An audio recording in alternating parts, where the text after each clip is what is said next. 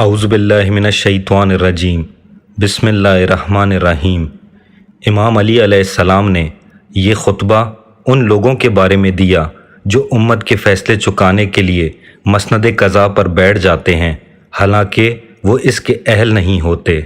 تمام لوگوں میں سب سے زیادہ خدا کے نزدیک مبغوث دو شخص ہیں، ایک وہ جسے اللہ نے اس کے نفس کے حوالے کر دیا ہو، یعنی اس کی بدعمالیوں کی وجہ سے اپنی توفیق سلب کر لی، جس کے بعد وہ سیدھی راہ سے ہٹا ہوا بدعت کی باتوں پر فرفتہ اور گمراہی کی تبلیغ پر مٹا ہوا ہے۔ وہ اپنے ہوا خواہوں کے لیے فتنہ اور سابقہ لوگوں کی ہدایت سے برگشتہ ہے۔ وہ تمام ان لوگوں کے لیے جو اس کی زندگی میں یا اس کی موت کے بعد اس کی پیروی کریں گمراہ کرنے والا ہے۔ وہ دوسروں کے گناہوں کا بوجھ اٹھائے ہوئے اور خود اپنی خطاؤں میں جکڑا ہوا ہے، اور دوسرا وہ شخص ہے جس نے جہالت کی باتوں کو ادھر ادھر سے بٹور لیا ہے۔ وہ امت کے جاہل افراد میں دوڑ دھوپ کرتا ہے اور فتنوں کی تاریکیوں میں غافل و مدہوش پڑا رہتا ہے اور امن و آشتی کے فائدوں سے آنکھیں بند کر لیتا ہے۔ چند انسانی شکل و صورت سے ملتے جلتے ہوئے لوگوں نے اسے عالم کا لقب دے رکھا ہے، حالانکہ وہ عالم نہیں، وہ ایسی بے سود باتوں کے سمیٹنے کے لیے منہ اندھیرے نکل پڑتا ہے جن کا نہ ہونا ہونے سے بہتر ہے۔ یہاں تک کہ جب وہ اس گندے پانی سے سیراب ہو لیتا ہے اور لا یعنی باتوں کو جمع کر لیتا ہے تو لوگوں میں قاضی بن کر بیٹھ جاتا ہے اور دوسروں پر مشتبہ رہنے والے مسائل کے حل کرنے کا ذمہ لے لیتا ہے۔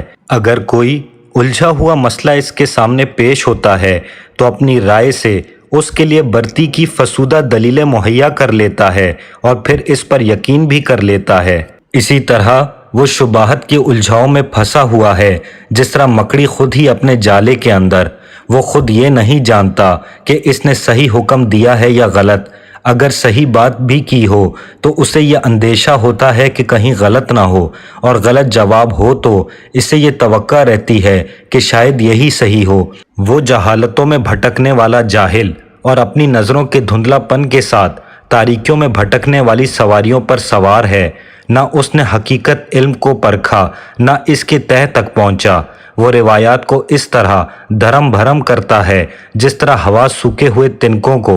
خدا کی قسم، وہ ان مسائل کے حل کرنے کا اہل نہیں جو اس سے پوچھے جاتے ہیں، اور نہ اس منصب کے قابل ہے جو اسے سپرد کیا گیا ہے۔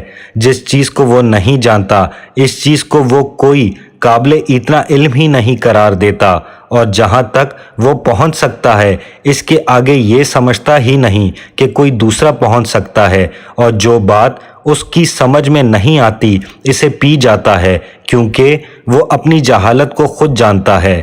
ناحق بہائے ہوئے خون اس کے ناروا فیصلوں کی وجہ سے چیخ رہے ہیں، اور غیر مستحق افراد کو پہنچی ہوئی میراثیں چلا رہی ہیں۔ اللہ ہی سے شکوہ ہے ان لوگوں کا جو جہالت میں جیتے ہیں اور گمراہی میں مر جاتے ہیں۔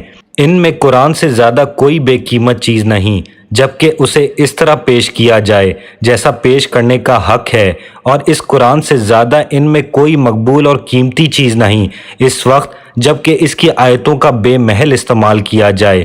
ان کے نزدیک نیکی سے زیادہ کوئی برائی اور برائی سے زیادہ کوئی نیکی نہیں۔